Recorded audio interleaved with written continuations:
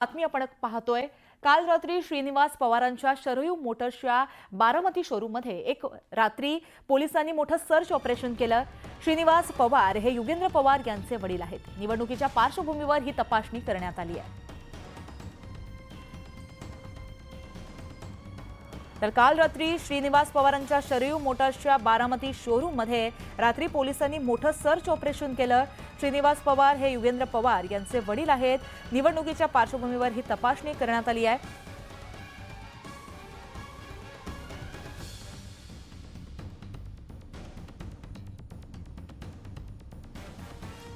तर श्रीनिवास पवारांच्या शरयू मोटर्सच्या बारामती शोरूममध्ये रात्री पोलिसांनी मोठं सर्च ऑपरेशन केलं।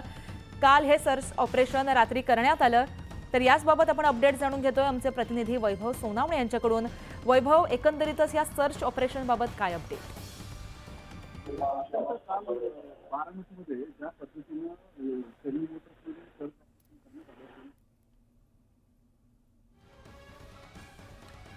काही तांत्रिक कारणामुळे आपला संपर्क त्यांच्याशी तुटलेला आहे, मात्र आपण ही सध्याची महत्त्वाची बातमी पाहतोय। काल रात्री श्रीनिवास पवारांच्या शरयू मोटर्सच्या बारामती शोरूममध्ये रात्री पोलिसांकडून मोठं सर्च ऑपरेशन करण्यात आलं। श्रीनिवास पवार हे युगेंद्र पवार यांचे वडील आहेत। निवडणुकीच्या पार्श्वभूमीवर ही संपूर्ण तपासणी करण्यात आल्याची माहिती सध्या हाती येतेय। तर काल रात्री श्रीनिवास पवारांच्या शरयू मोटर्सच्या बारामती शोरूममध्ये पोलिसांनी मोठं सर्च ऑपरेशन केलंय। निवडणुकीच्या पार्श्वभूमीवर ही तपासणी करण्यात आल्याचं सांगण्यात आलंय।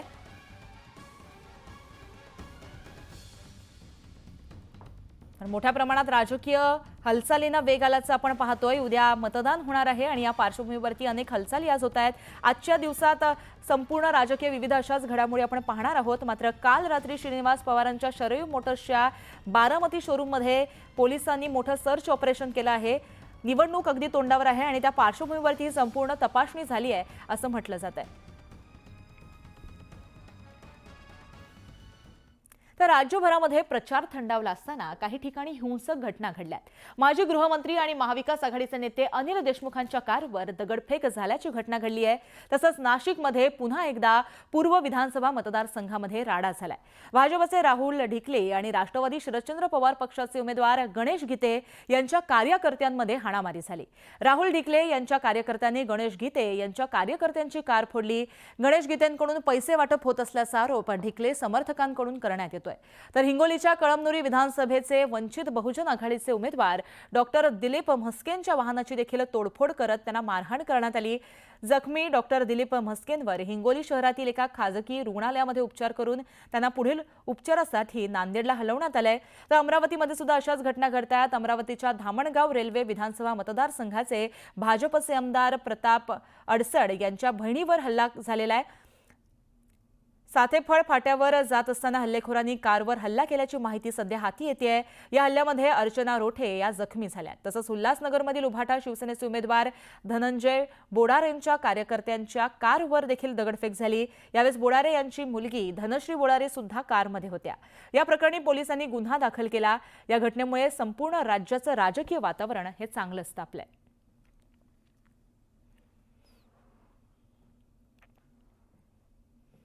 माजी गृहमंत्री आणि महाविकास आघाडीचे नेते अनिल देशमुखांच्या कारवरती दगडफेक झाल्याची घटना घडली। नागपुरातील काटोड जलालखेड महामार्गावर बेलफाट्याजवळ काही अज्ञात व्यक्तींकडून ही दगडफेक करण्यात आली। या घटनेमध्ये अनिल देशमुख हे गंभीर जखमी झाले असून त्यांना उपचारासाठी काटोलच्या रुग्णालयामध्ये दाखल करण्यात आलं। नरखेड येथील सांगता सभा आटपून माजी गृहमंत्री अनिल देशमुख हे काटोल इथं जात होते।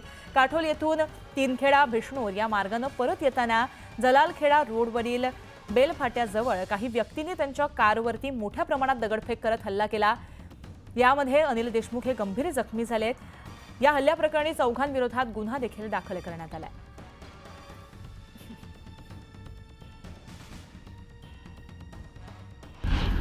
बीजेपी वाले होंगे,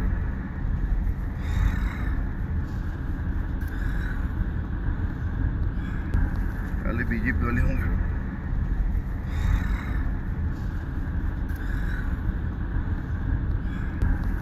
बीजेपी वाले होंगे।